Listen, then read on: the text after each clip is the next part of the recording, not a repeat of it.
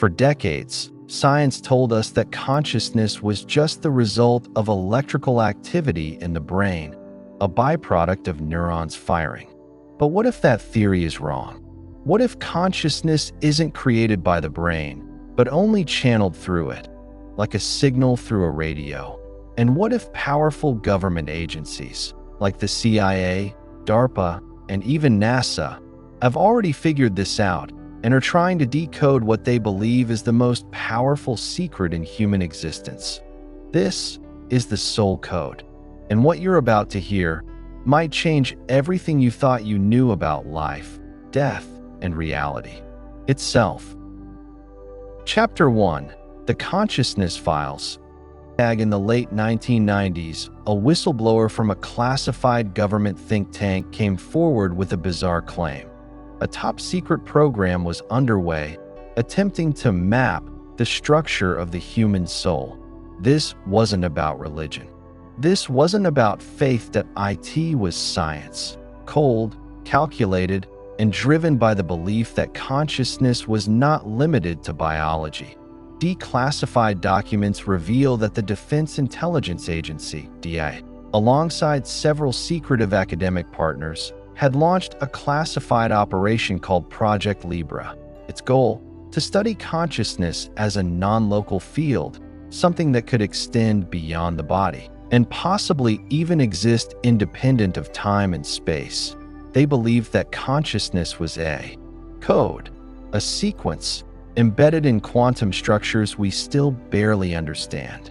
If that code could be unlocked, it could lead to everything from perfect mind control to digital immortality. Chapter 2. Digital Resurrection and the Ghost Memory Experiment.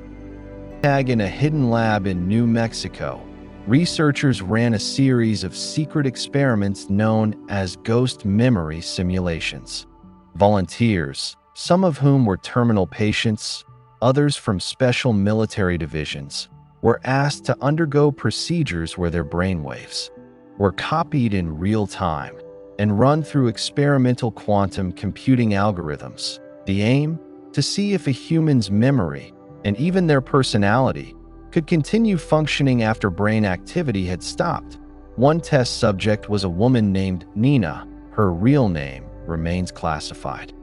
After experiencing clinical death, the team revived her, only to discover she had memories from moments that occurred after her heart stopped.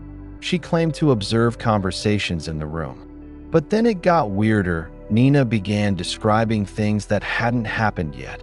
She said one of the researchers would lose a loved one in a car accident the following month. And he did. Was it coincidence? Or had Nina's consciousness, during her off state, tapped into something beyond time? Chapter 3. The Consciousness Network.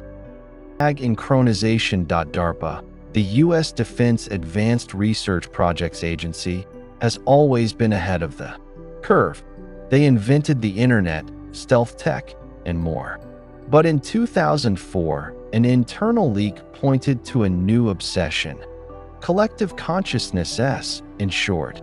They were trying to link human minds through a shared field of consciousness. They partnered with neurologists, AI developers, and spiritual scientists from obscure Eastern institutions. The theory was radical. If consciousness is non-local and field-based, then it's possible for multiple human minds to overlap, like radios tuned to the same frequency. They built a prototype chamber nicknamed the Mirror Gate, where up to 5 test subjects were placed in sensory isolation and given low-dose psychoactive substances.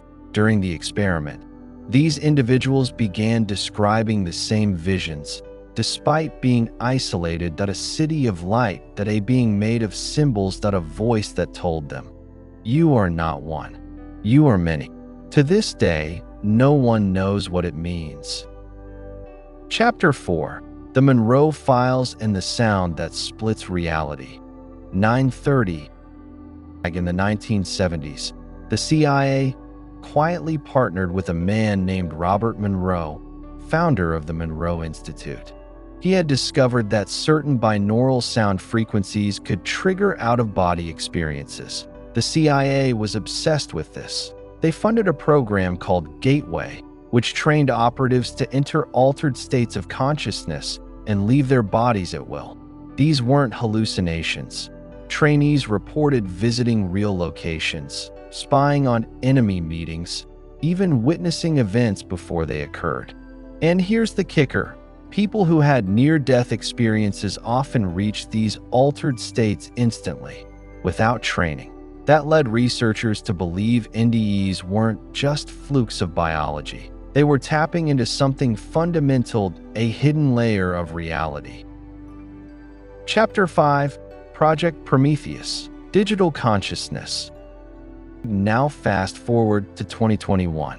According to a source from a military-funded tech firm, a top-secret initiative called Project Prometheus was underway. The mission, to digitally map the neural and quantum signature of a living human's consciousness and attempt to store it in a secure, retrievable format.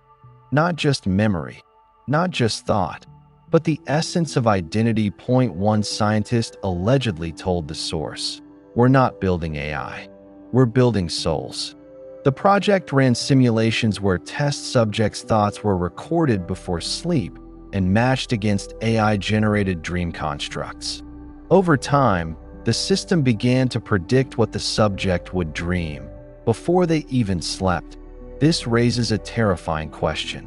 If a person's thoughts, dreams, and selfhood can be recorded and predicted, can they also be replaced? Chapter 6, The Cosmic Backdoor Theory. A recently leaked document from a European intelligence summit outlined something even stranger. That IT referenced a theory discussed behind closed doors, known as the cosmic backdoor.